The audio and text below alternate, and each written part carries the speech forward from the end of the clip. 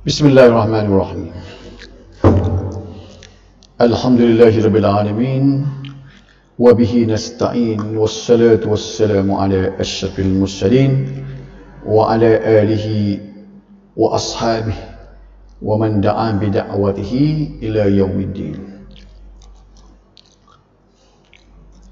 Galakkan memohon keampunan ke atas jenazah selepas dikebumikan.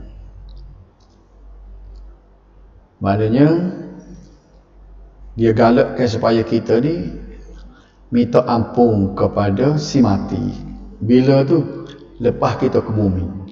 Hak tika semayang tu kita minta dah. Allah dalam semayang tu minta dah. Lepas kita ke bumi dia suruh minta juga. Hadis 543. Wa an Amir ibn Rabi'ah radhiyallahu anhu anna an-nabiy sallallahu alaihi wasallam shalla ala Uthman ibn Maz'un wa atal qabra fahatha alaihi thalatha hathayatin wa huwa qa'imun. Rawahu ad-Daraqutni. Daripada Amir bin Rabi'ah radhiyallahu anhu bahawa Nabi sallallahu alaihi wasallam solat ke atas jenazah Uthman ibn Maz'un. Kemudian baginda mendatangi kuburnya dan menabur tanah di atas kuburnya sebanyak 3 kali sambil berdiri. Ini mungkin benda yang kita tak tahu lagi di antara banyak-banyak sunnah sebagaimana yang disebut dalam hadis ni. Kemudian kita baca pula hadis 544. Wa an Uthman radhiyallahu anhu qala kana Rasulullah sallallahu alaihi wasallam idza faragha min dafnil mayyit faqafa alaihi wa qala istaghfiru li akhikum wasalu lahu at-tathbit fa innahu al-an yus'alu.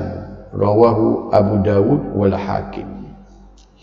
Dari Uthman radhiyallahu anhu katanya bahawa Rasulullah sallallahu alaihi wasallam apabila selesai pengkebumian jenazah, baginda berdiri dan bersabda, mintalah keampunan untuk saudara kamu dan mohonkan ketetapan hati untuknya sebab ia sekarang sedang disoal.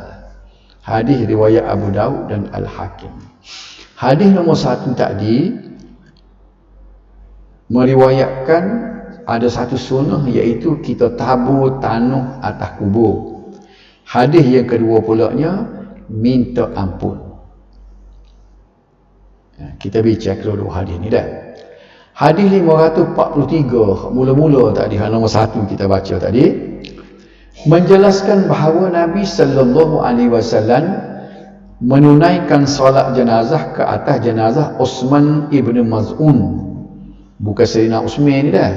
Waktu Uthman ibn Affan, ini Uthman ibn Maz'un radhiyallahu anhu. Seorang sahabat yang meninggal dunia sebaik saja menyertai peperangan Badar pada tahun kedua Hijrah. Lagu mana Nabi? Kita nak tengok dari segi sunnah dia buat lagu mana. Sebelum pada tu dia cerita sikit latar belakang siapa dia, Uthman ibn Maz'un.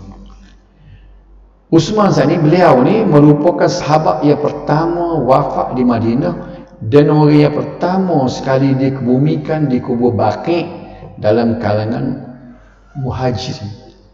Muhajirin ni ialah orang-orang yang berhijrah, yang asalnya dia duduk di Mekah. Dia berhijrah bersama-sama dengan Nabi. Orang-orang yang berhijrah ni dipanggil Muhajirin. Penduduk asal Madinah dia panggil Ansar.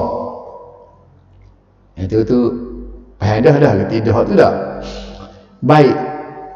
Ada satu kubur dekat dengan Masjid Nabi Lalla ni, nama dia kubur Baqi'. Di kubur Baqi' itu banyaklah jenazah-jenazah yang ditandai sahabat-sahabat Nabi, khususnya orang-orang yang dekat dengan Nabi.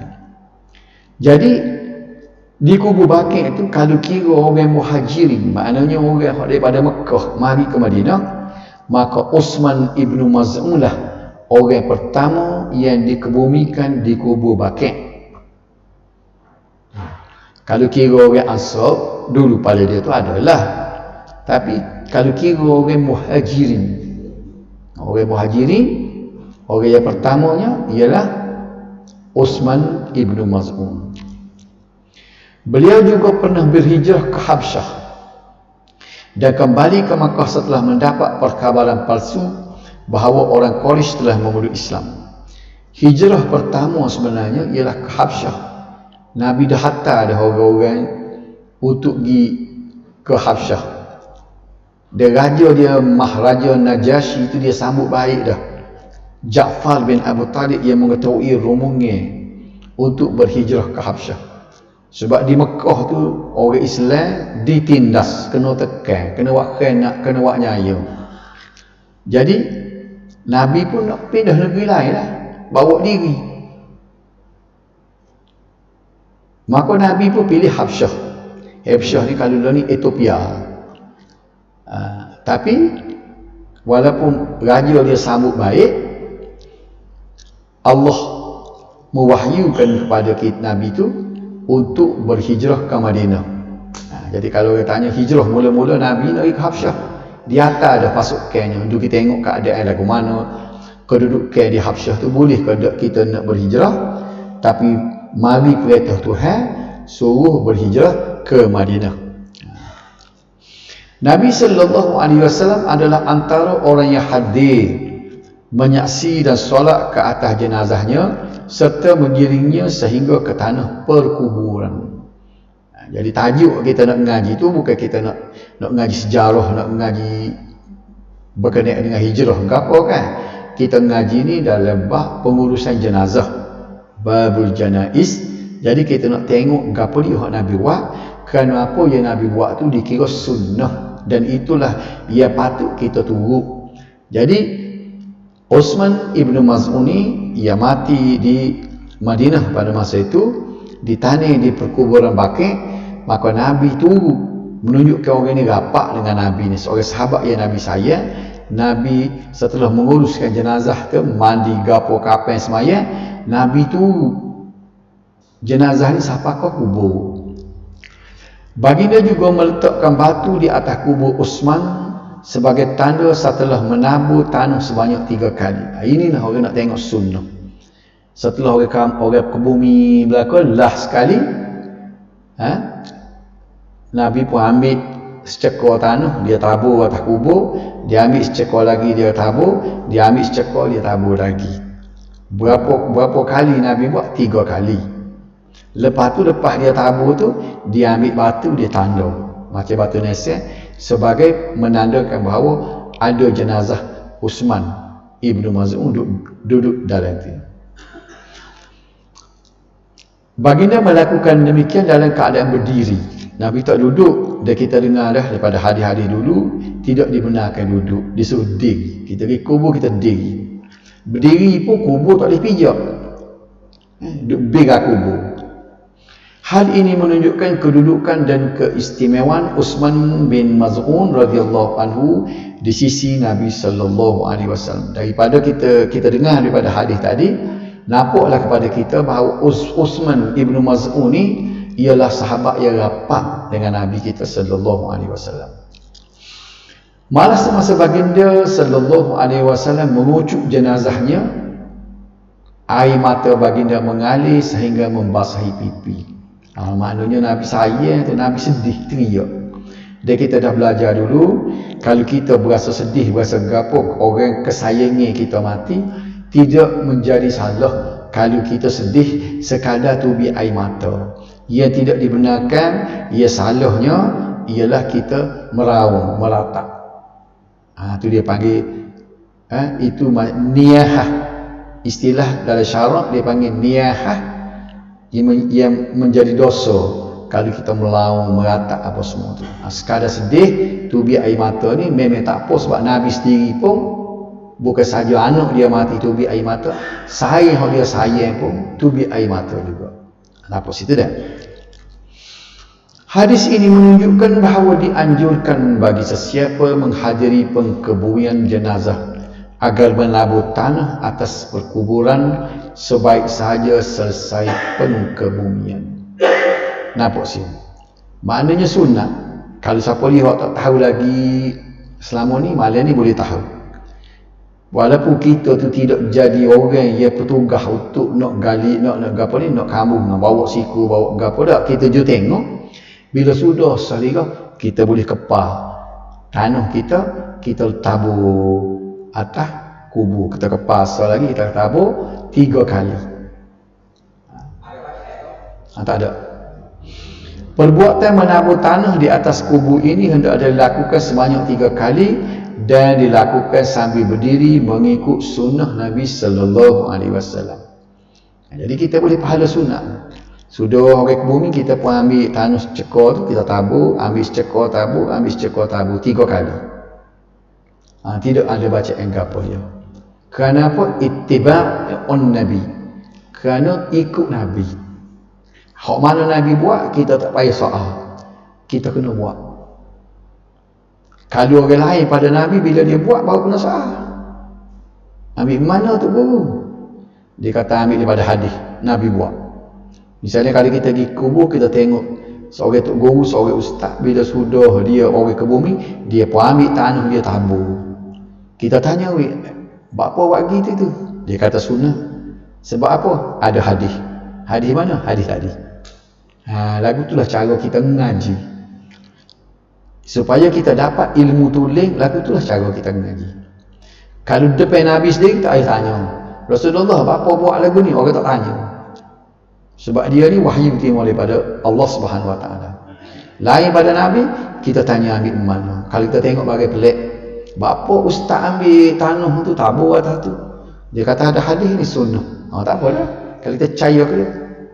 Kalau dia baca hadis depan kita tak reti. Dah. Bila dia royak, kita percaya ke dia, oh ada hadis. Okey. Kalau kita memiliki jenazah dalam bawa jenazah mayat. Hak tabur ni. Tabur ni tak kira siapa saja yang hadir di kubur, maka sunat dia tabur. Semua sekali. Siapa-siapa dia boleh tabur. Bukan seorang. Kita nak ambil pahala sunat je. Cuma orang tak buat je, orang tak tahu je boleh. Ambil sikit tabur.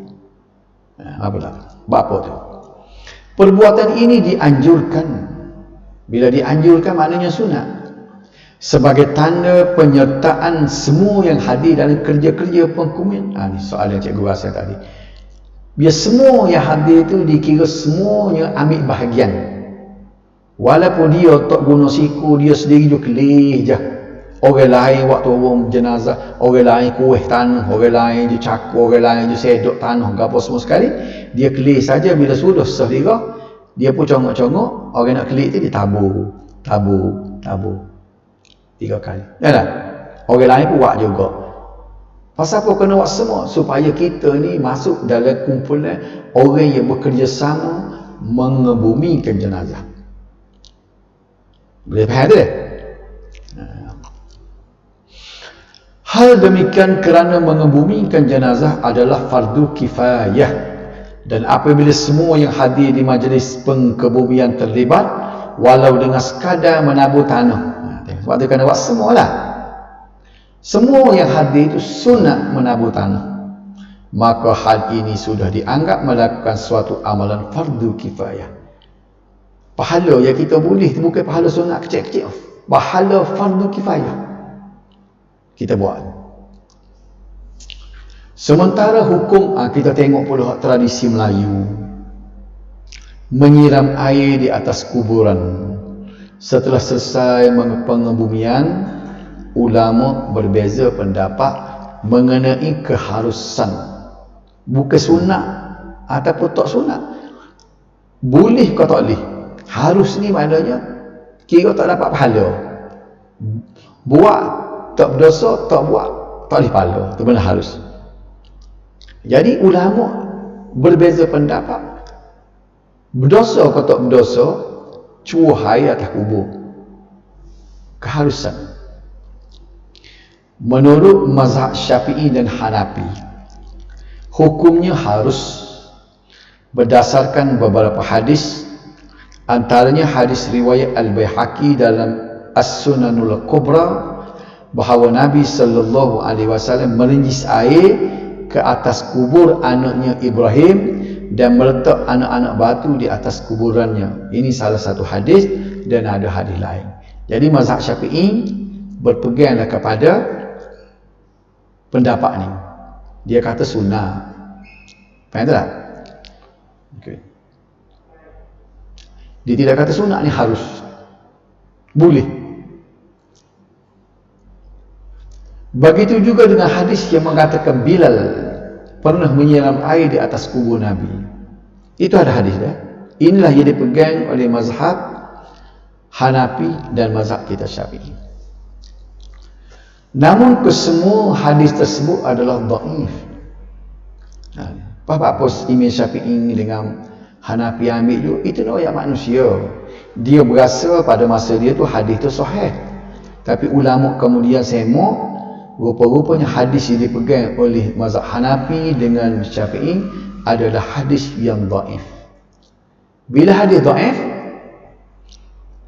kita tidak boleh ambil dia sebagai dalil hukum. Oleh itu pendapat yang lebih tepat ialah tidak dibolehkan bagi mazhab Hambali dengan Maliki, bukan setakat tidak sunnah, tidak harus. Bila tidak harus tu maknanya berdosa, haram. Pendapat ulama-ulama hadis, ulama lain, dia kira sesuatu benda yang baru, benda yang Nabi tak buat, termasuk dalam bid'ah. Jadi pendapat yang lebih tepat katanya, tu yang kitab kita ni Ibn Hajar Al-Asqalani dengan syarah hadis ini As-San'ani, dia kata walaupun kita dengar tadi pendapat mazhab Syafi'i dengan pendapat Hanafi kata boleh, tapi dia kata pendapat tepat tak boleh. Jadi kalau kita nak selamat, boleh kau tak boleh, baik tak usah buat. Kalau salah jatuh ke haram, tak ada pasal-pasal kita. So yang mesti bunga tengah niat nak subuh bunga tu subuh, tak ada masalah. Ni kita pergi subuh atas kubur dengan kita kiranya nak suruh biar mayat tu sejuk. Okey. Tidak dibolehkan menyiram atau menyenjis air di atas kubur kecuali ni boleh cikgu rasa tanya nak subuh bunga subuh, bertujuan untuk memadat atau meratakan tanah perkuburan supaya tidak berdebu dan sebagainya. Hak tu lain. Kena tanya dia, mujiruh tu apa? Jiruh nak suruh tanah tu mapak, tak apa, boleh pahala sunat. Mujiruh apa? Jiruh nak suruh mayat sejuk, tu tak boleh. Sebab amal kita walaupun benda tu lah, innamal a'malu binniyat. Setiap amal tu bergantung kepada niat. Mu niat lagu tu boleh, niat lagu tu tak boleh. Kan dah? Biar kita faham benda. Tujuan jiruh apa? Kalau mengikut ni pendapat yang lebih tepat, kalau jiruh kerana nak suruh padat tanah tak sini berdebu, hak tu boleh. Tapi jiruh kerana nak suruh mayat sejuk, nak suruh mayat mendapat rahmah, ada kelebihan situ, hak ni tak boleh.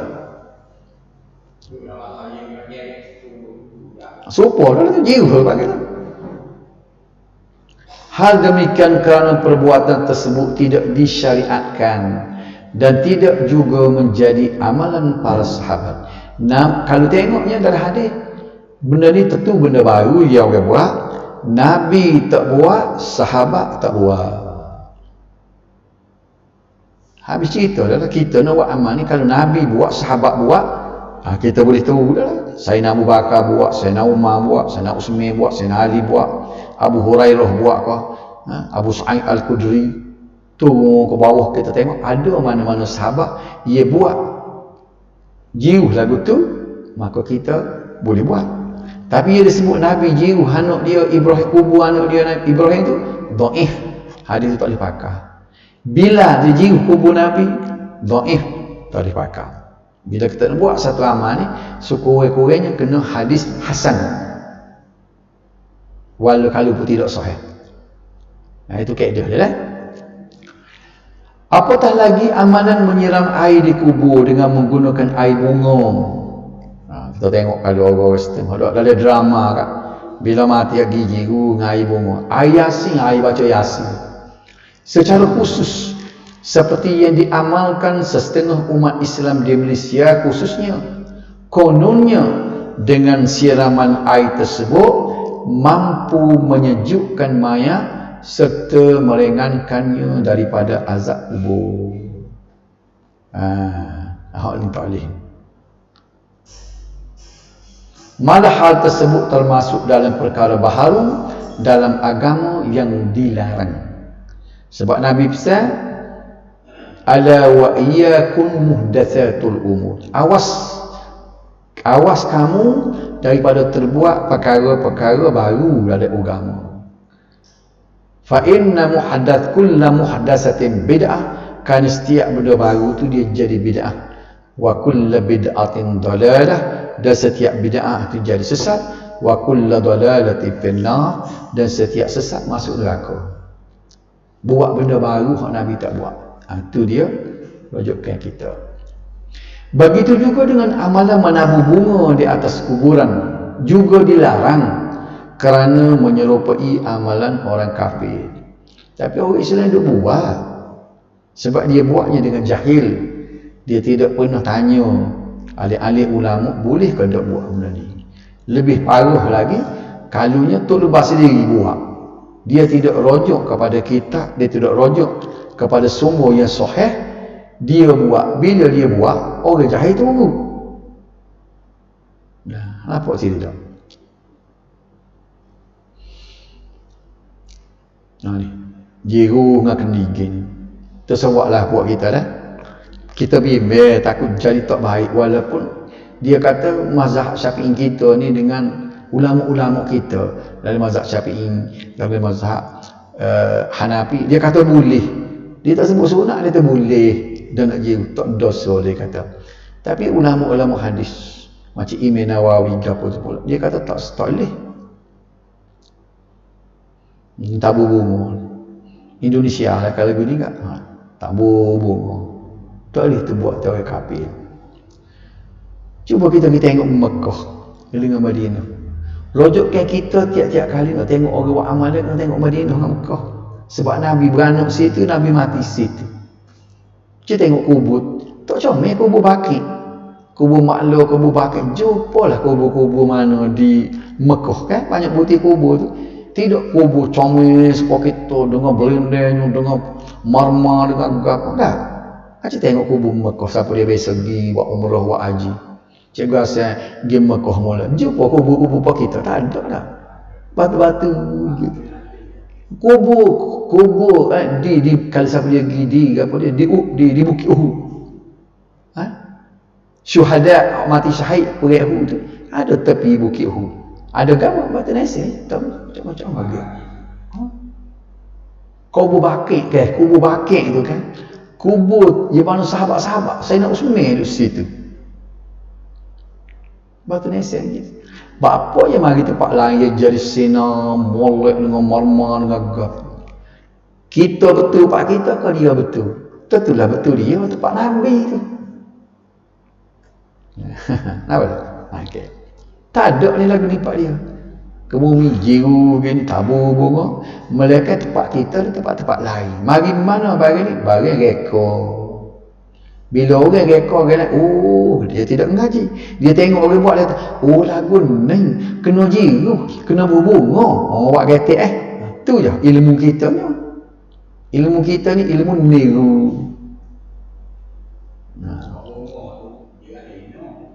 Itu sebab dia sebut tadi menyerupai orang kafir. Tapi ni bubuh boleh ada bagi kita. Sementara hadis 544 tadi bab hak dia sebut gapo dia tadi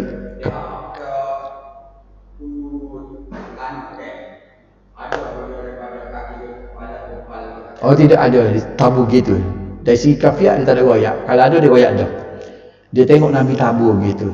Jadi kita boleh satu ilmunya Hak sunat bukan jiruh dengan air, hak sunat bukan tabur bunga, tapi hak sunatnya ambil tanah tu tabur atas kubur. Kalau orang buat tu dia dosa, dia mati dah. Tak ada kena-mena, hak mati tak sabit dengan dia. La tazir waziratun wizra ukhra. Al-Quran pun sebut orang lain tak menanggung dosa orang lain. Dan dia buat tak kena naik boleh kat orang tu. Yalah, nak kata berdosa tadi kita ambil pendapat ulama-ulama kat kemudian ni. Ya, dia tidak setuju dengan pendapat ulama mazhab Syafi'i dengan mazhab Hanafi sebab dia kata hadis dia pegang hadis dhaif. Ulama-ulama hadis kata tak boleh sebab dia pegang hadis dia kata boleh tu hadis dhaif. Maka dia berpendapat tak sebuah.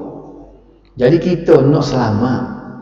Bila nak selamat, kalau buat gapo je boleh. Kalau tak buat gapo rugi. Yang kita beli itu, kalau buat, kalau betul ahli ulama hadis ni, kita buat jadi dosa. Kita tak si menggaduh. Buat orang kata kalau tak kena jadi dosa. Mana tahu takut boleh pahala ke tak. Kita tak silah betul. Tak cuma orang panggil. Orang cuma ni kita takut ke dosa. Takut salah betul ahli ulama hadis ni, jadi dosa. Pak kalau kita tak buat, tidak rugilah mana. Betul tak? Kita jangan mengejar benda yang kita kata ada kelebihan. Tapi bila ada ulama kata tak kena gaya jadi dosa, baik tak sah. Lebih baik kita jaga dosa daripada kita nak rebut benda hak pahala hak tak tentu lagi. Baru orang panggil hidup kita cuma. Nampak tak? Orang kata kalau negogo tu boleh hutum, orang ni kata. Tapi ramai gaya ada tak salah kahwin kena dah, orang ni kata gaya. Kita ada petisi 1,000. Berani kita nak buat. Kalau orang kata hutum lah, kena. Kita tanya orang ni kata rugi. Kahwin rugi, tak salah nipu. Orang ni kata rugi. Tapi ada 2-3 orang kata, boleh hutum. Kita berani. Piti harus 1,000 tak ada lola. Kalau kita, baik tosak pasal ramai orang kata rugi. Kali kita cuma, orang panggil dah. Kali kita kira boroh-boroh hidup tak mikir. Allah dah buat. Landa dah ke mana-mana. Apa dah? Hal demikian kerana sebaik sahaja selesai. Ni tak baca lagi tadi. Tu hadis 543. 544 ni pula dia anjurkan kepada kita supaya berdoa kepada si mati. Bila tu? Selepas selesai urusan mengebumikan jenazah. Bila kita selesai semua sekali, kita telah berdoa. Hal demikian kerana sebaik sahaja selesai jenazah dikebumikan, akan bermulalah fitnah dipanggil. Fitnah di sini maknanya ujian. Jenazah tadi, mayat tadi akan diuji. Itu sahih. Dan hal ini merupakan suatu perkara benar yang akan dihadapi oleh setiap jenazah mukallaf.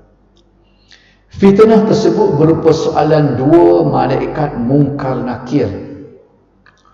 Perkara ini dijelaskan dalam hadis, banyak hadis sahih, antaranya hadis riwayat Al-Bukhari dan Muslim. Munkar nakir soal dalam kubur ni bukan cerita dhaif, itu cerita yang sahih. Cerita daripada riwayat Al-Bukhari dan Muslim. Terjemuh dia gini. Untuk menjimatkan masa, kita baca terjemuh dia. Seorang hamba apabila diletakkan dalam kuburnya, Nabi kata, maka 2 malaikat akan datang dan mendudukkan jenazah. Kedua-dua malaikat akan bertanya kepadanya, apa yang engkau katakan mengenai lelaki ini? Geng. Depan dia soal si mati ni, malaikat tunjuk bayangin Nabi Muhammad. Dia tanya, malaikat tanya, mu nak kata apa kau orang jatuh ni? Mu kenal ke orang jatuh ni? Kenapa tak? Ada pun orang mukmin akan menjawab, aku bersaksi bahawa dia ialah hamba Allah dan Rasulnya. Ini Nabi kita. Kita nak kenal mana Nabi kita tak kenal. Kita bukan sahabat Nabi dah. Dia mati lama dah. Baik, kenal ni bukan kenal dengan mata. Kenal dengan keimanan. Dalam kehidupan kita setara mana kita turut Nabi. Setara mana kita dengar perintah Nabi, kita jaga hukum hakim hak Nabi raya. Maka orang ni dipanggil mukmin, orang mukmin akan kenal. Orang kafir orang Mekah Abu Jahal Abu Lahab kenal betul-betul Nabi, tapi bila muka Nabi tanya dia tak kenal. Bukan kenal dengan mata, kenal dengan iman. Sebab tu dah kita nak buat amal-amal, gapo dia amal, kita nak turut Nabi. Turut Nabi ni orang panggil sunnah. Kita tak sih buat amal hak Nabi tak suruh. Bila kata hak ni, bila ulama kata hak ni bid'ah ni amal hak orang reka, bukan Nabi buat, tak sih pasal apa? Muka Nabi akan tunjuk Nabi sesok. Kawin bimbing takut tak kenal Nabi sesok. Lalu dikatakan kepadanya, baik, orang mukmin bila tunjuk dia kata ya Nabi. Katanya malaikat, sesungguhnya lihatlah tempat kamu dalam neraka, mu sepatutnya duduk dalam neraka. Dia kata, kerana jawapanmu tadi sesungguhnya ia telah ditukar oleh Allah Subhanahu Wa Taala kepada tempatmu di syurga. Lalu ia dilihat oleh kesemua mereka. Adapun orang munafik dan kafir, maka mereka berkata, orang kafir, orang munafik, bila malaikat muka nakir tanya, dia jawab lagu mana mu kenal kepada orang jantan ni? Dia jawab, aku tidak tahu. Sebaliknya aku berkata apa yang dikatakan oleh manusia. Aku tak kenal. Ada orang kata lagu tu berlaku, dia kata aku tak kenal, dia kata. Lalu dia dipukul dengan paluan yang dibuat daripada besi. Ini salah satu daripada hadis yang menceritakan soal muka nakir. Ada pun yang kita biasa dengar hadis lain tu, ada dalam riwayat lain. Dia tanya, ini satu soalan. Dia tanya, man rabbuka, siapa Tuhan kamu? Wa man nabiyyuka. Itu banyak hadis-hadis gitu. Okay. Jadi gapo kesimpulannya? Soalan muka nakir ni dia panggil fitnah, cobaan. Bukan fitnah perkataan Melayu, fitnah di mana ujian dan cobaan.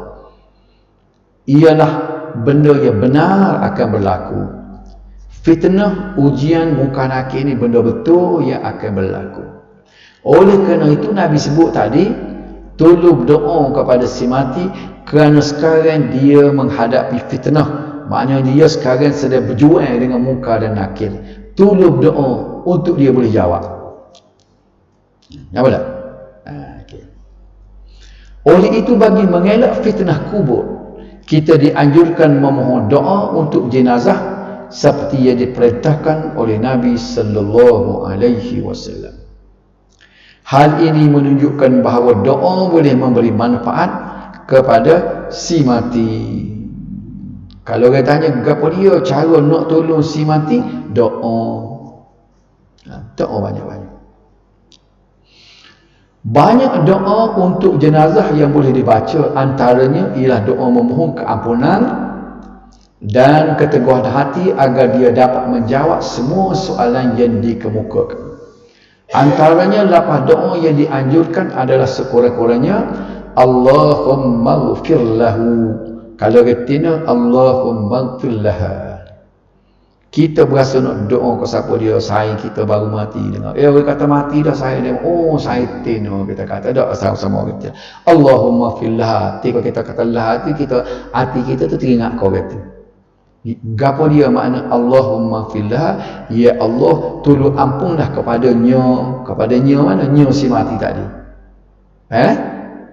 Ni paling kurang nak baca panjang lagi baik, tapi dia sebut sekurang-kurangnya. Tolong biar kita kena lah kata ini Allahumma ghfir lahu wa jata, Allahumma ghfir laha wa jata. Gitu dah. Bila kita kata lah, okok Melayu pun boleh.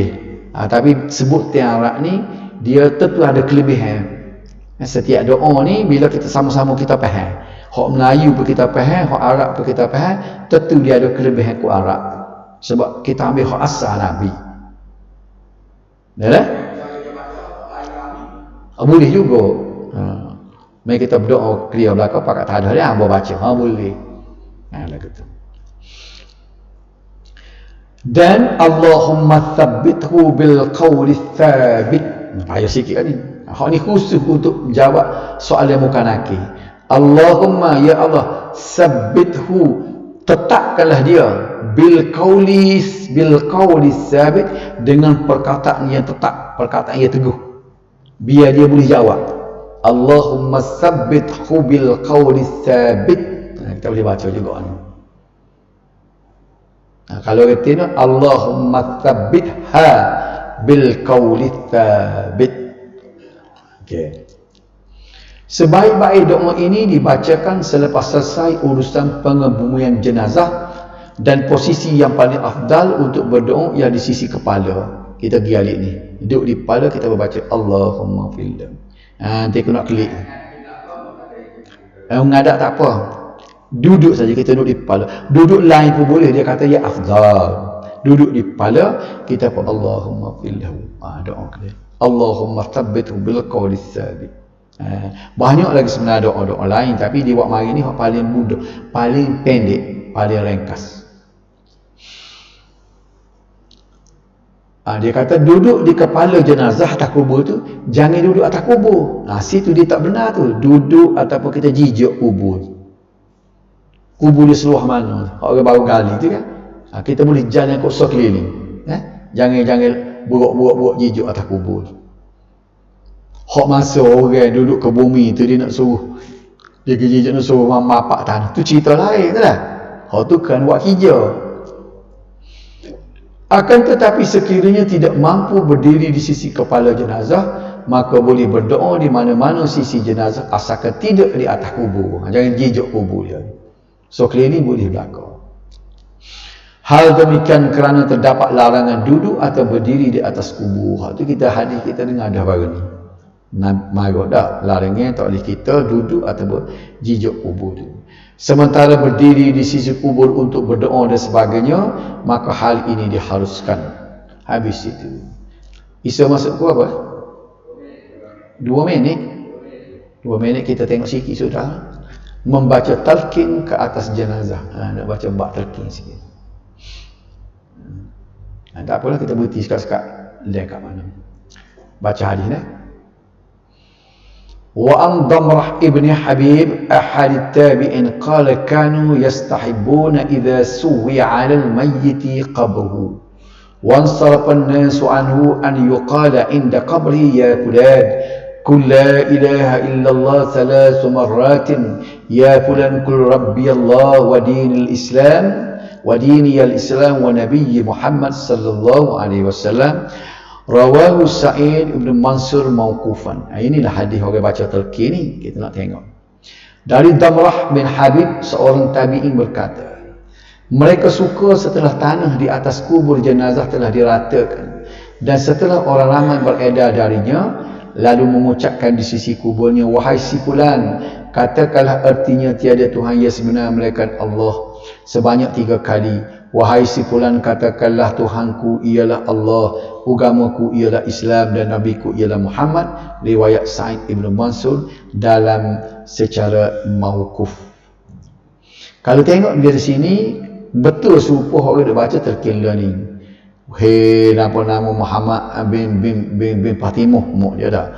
Apabila datang dua malaikat sepuan ni dah. Bila dia tanya, maka tiada Tuhan yang jawablah gini. Ada hadis sebenarnya yang orang duduk baca talqin. Tetapi kalau tengok di belakang disebut secara mauquf. Inilah istilah-istilah yang kita bila kita ngaji ilmu hadis menunjukkan hadis ni tidak sahih. Itu yang balahnya nak royak cikgu rasa. Dia kata ada talqin, tak ada talqin, dia kata ada nah talqin ni. Marahlah kita dengar ada sabda orang ngajar dia kata talqin tak ada nah. Orang tak ada nah, moga dia mau cari buah tiok dia pun, dia kata. Sedap. Dengarlah. Tok si royak siapa dia tu ngajar untuk berusaha juga dengar boleh ngajar. Betul lah. Betul lah nah ni nah. Tapi nah setara mana? Mauquf disebut. Maksudnya dia tidak mendalil lagi. Ia duk pegang hadis tu memang ada hadis. Hadis tu sahih ke tak? Ini hadis dhaif. Asal lagi dah. Walid Tabarani nahwu min hadisi Abi Umamah marfu'an mutawwala. At-Tabarani juga meriwayatkan hadis sama tetapi daripada Abu Umamah secara marfu' dengan panjang lebar. Kita pergi sikit. Hadis ini secara zahir menunjukkan bahawa para sahabat mengamalkan talqin kepada si mati sesudah selesai urusan mengebumikan dan tanah berkuburan ada. Bukan dulu. Ada hadis, kalau kita tanya ada hadis ke baca talqin, ada. Namun oleh sebab hadis ini adalah dhaif, maka hadis ini tidak boleh dijadikan hujah dan dalil bahawa amalan membaca talqin ke atas si mati adalah sunat. Sebab tu mula Tok Guru ni Aziz, dia tak baca talqin, dia tak terima talqin. Sebab dia orang yang mahir dalam hadis. Ulama-ulama yang dia tidak mendalami hadis, dia tahu asal ada hadis saja, maka dia pun amal dengan hadis tu, maka dia terimalah talqin itu boleh. Ada hadis kan tak? Tapi bila dia tengok, dia kaji tengok dhaif, tidak boleh dijadikan hujah dalil. Ingat hadis dhaif tak boleh nak jadi hujah, tak boleh nak jadi dalil. Dia hanya boleh menjadi pembantu kepada hadis yang sahih ada. Faham tak? Okey. Hadis 540 ni juga menurut Al-Iraqi. Siapa dia Iraqi ni? Iraqi ni Tok Guru kepada Ibnu Hajar Al-Asqalani. Tuan punya buku kita duk mengaji ni, Bulughul Maram. Tok Guru dia ni. Imam Nawawi, bukan ada kepala Imam Nawawi ni ulama besar dalam mazhab Syafi'i, dan Ibnu Qayyim, Ibnu Salah, dia kata hadis tak dhaif. Sebab tu kalau orang kata baca talqin itu pendapat Imam Nawawi, tak betul. Imam Nawawi membantah adanya hadis talqin yang sahih. Imam Nawawi kata hadis tak dhaif. Imam Syafi'i sendiri tak ada, dia adanya ulama-ulama mazhab Syafi'i, ulama lain. Kemudian ni yang dia ambil daripada hadis tadi. Sedangkan Imam Nawawi kata hadis tu dhaif. Dia tak sudah balah lah, dia mau nak ambil dhaif, ambil. Kau kan wedi. Tapi nak ayat gitu kedudukan dia. Sebab tu kalau ulama-ulama yang mendalami sikit sebab ayat tu Guru Aziz apa, dia orang yang pandai, dia mahir daripada hadis, maka dia semua kalau orang ngaji hadis, dia reti hadis dengan mustalah hadis berat ni sahih kuatnya, maka dia tidak ketima hadis talqin itu adalah boleh dipakai. Mana cikgu rasa gitu kedudukannya, boleh ayat kau orang gitu. Tapi kalau dia untuk debat dia pakai, iyalah dia pakai hadis tadi. Ada. Jadi bagi dia kata dhaif boleh nak pakai juga, tak apalah. Maka hadis ini bercanggah sama sekali dengan hadis sahih sebelum ini yang menunjukkan berdoa kepada si mati. Hadis-hadis sahih hanya menyebut supaya kita berdoa saja kepada si mati, bukan mengajar dia setelah dia mati. Hadis mengajar kepada orang mati ialah ketika dia nazak. Ketika tu kita ajar la ilaha illallah, la ilaha illallah. Bila nyawa dia cabut, tak ada dah hadis boleh ajar. Nak ajar gua nak kawan mati dah. Berdoa boleh. Membaca talqin selepas mengebumikan jenazah tidak menjadi amalan Nabi sallallahu alaihi wasallam dan para sahabat. Sebaliknya yang dianjurkan oleh baginda ialah berdoa memohon keampunan dan keteguhan hati kepada si mati. Nak habis sikit rasa. Namun hal ini tidak menafikan amalan talqin yang dianjurkan ketika seorang sedang nazak atau hajanya hampir tiba, sebagaimananya dalam hadis riwayat Muslim, lakinu mautakum la ilaha illallah, maknanya bacalah talqin ke atas orang yang hampir mati dalam kalangan kamu dengan la ilaha illallah. Jadi dia guna hadis ni ada ni, lakinu mautakum, ajarkanlah orang yang dia tidak terjemah orang yang hampir mati, dia terjemah orang yang mati dalam kalangan kamu la ilaha illallah. Dia baca hadis ni. Sedangkan hadis ni dia kata ajar orang dekat nak mati. Lakinu tu talqin sebenarnya, lakinu talqin kata itu dulu betul tak? Bertalqinlah kepada orang mati. Ya dia baca talqin. Sedangkan ulama hadis dia terjemahnya bacalah talqin kepada orang yang hampir mati. Dia tak ada hampir tak disebut. Membaca talqin ini bertujuan menjadikan kalimah la ilaha illallah atau kedudukan sebagai kalimah terakhir yang diucapkan olehnya. Kita ajar ke dia ketika dia duduk nafas turun naik kita la ilaha illallah, apa siapa dia hidup lagi tu supaya dia boleh sebut la ilaha illallah, nyawa dia cabut. kalimah akhir itu di mulut dia ialah kalimah tayyibah tadi, la ilaha illallah. Tetapi sekiranya kalimah tauhid tersebut diajar kepada orang yang telah meninggal dunia, ini mengikut huraian daripada tuan kita As-Sun'ani tadi, maka hal itu tidak akan memberikan apa-apa manfaat kepadanya. Dia tak ada manfaat, dah mati dah, dia kata. Nak ajar tika hidup. Barulah kita nak ngaji minggu depan ni menziarahi kubur.